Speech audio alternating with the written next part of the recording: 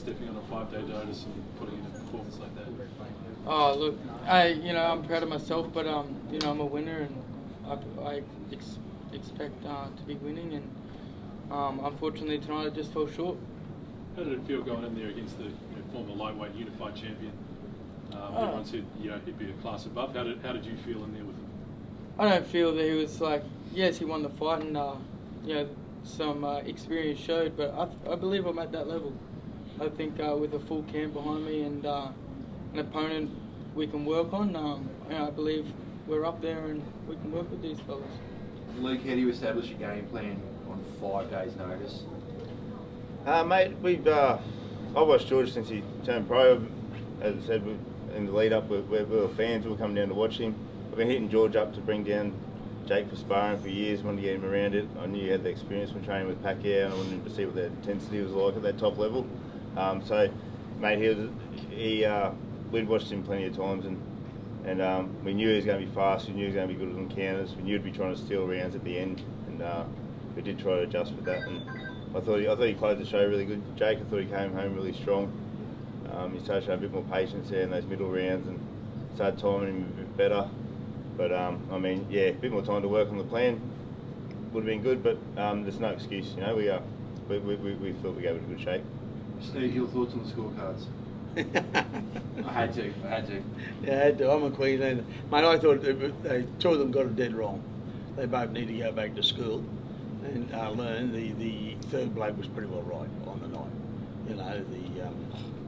I thought 115, 113 either way. Mate, yeah. I thought we won the last 6, and I thought we might have got the second round, third round. There's some close ones, As Luke was saying, George was playing the game and trying to steal the rounds at the end. He's obviously been watching Sugar Ray Leonard's old tapes, they're stealing their rounds at their last bit. We're down here in Mexico. Yeah. We're Queenslanders, we're Australians, we're down here, we expect it. I think, it's how to score a fight too, George landed a few cleaner shots, but I think Jake did a lot more damage, so it's how you score a fight, so we'll have to go back and watch it before make a proper opinion, How was George's power at 140? Look, he can punch, but I've definitely been hit harder, that's for sure. I wasn't too phased about his power, and but in saying that, I need to keep my hands up more. That right hand needs to stay on my chin, and I think there's a lot to work on there. But look, these two fellas here beside me, Luke and Steve, these two combined, I don't think there's much more experience in Australian boxing, if not world boxing, than these two I've got in my corner. So I'm very comfortable in getting to the top with these fellas, and I can't thank them enough for all they do and the work they put in. There's plenty said between rounds. What was some of the conversation out there tonight? Looked like you were chatting to each other a lot. Yeah, I think there was a bit of urgency to get that right hand up. Only because he was just scoring with it. It wasn't hurting me, but... between you and George. Oh, George, okay, yeah. That was during the rounds too. That was that's just camaraderie, right? Of course. We're fighters, and he was bleeding. I said, "Fuck you, you're bleeding too." I said, "You're marking up," and it's all part of it. I wasn't scared of him. I knew he was gonna back chat and those sorts of things, so I give it back.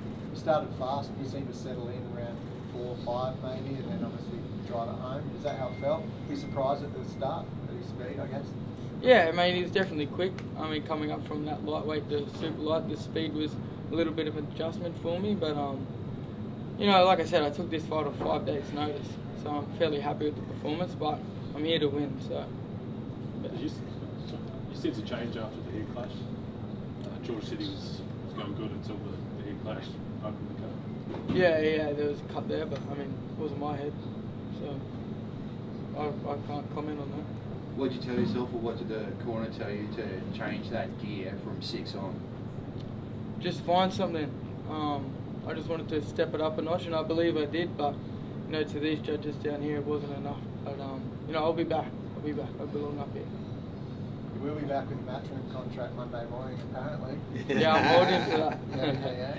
Yeah. We'll sit down as a team and we'll sort through all of that. So. And that was discussed prior.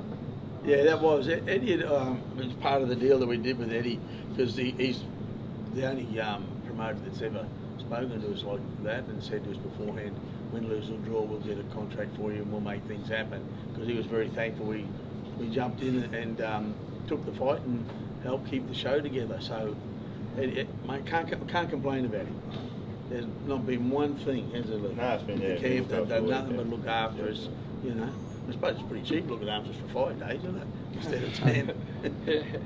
But Having been in there with George tonight, how do you think George goes against guys like Hitchens? Look, I think he's a chance. You know, I don't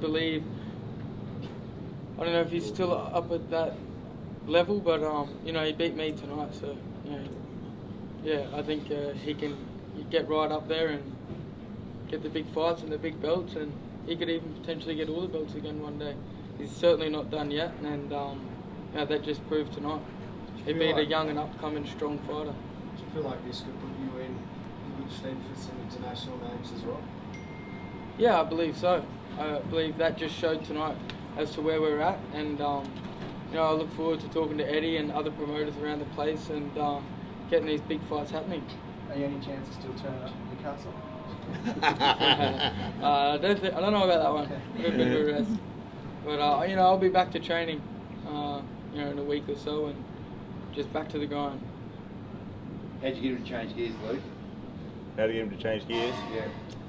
Mate, just mate, we knew that it was going to take a few rounds for Jake to adjust that speed. So I didn't want him to go there and shoot his bolt in the first round or two. So I just wanted him to work along, get used to that speed, get used to that timing, and start to find his own rhythm. And I think he did that. Mate, we saw that George had a pretty good game plan there, waiting on the back foot, waiting for Jake to go, and he was countering him with the hook. I was a bit pissed off with Jake dropping that right hand coming forward. He gave away a few rounds, a couple of hooks there, which was the difference between a couple of close rounds, which, you know, could have ultimately cost us the fight. There wasn't much in it, I reckon. I was just trying to keep him tidy up that defence a bit. He's getting up a little bit tall, so I wanted to get down low. We'll start cutting the ring off a bit better. He was following him a bit in the first couple of rounds. Got him to start, when he's backing up, start stepping across that right, get him on those ropes and start doing what Jake does best and terrorising you inside. And I guess that was the call. Nothing soft, Steve? nothing soft comes out of Fortitude. It's our motto, and that's what we deliver. And as always, Fortitude always delivers. We never miss, do we? Never miss. Never Well miss. done, Jake. Never miss. Well done. Thank you very much, guys.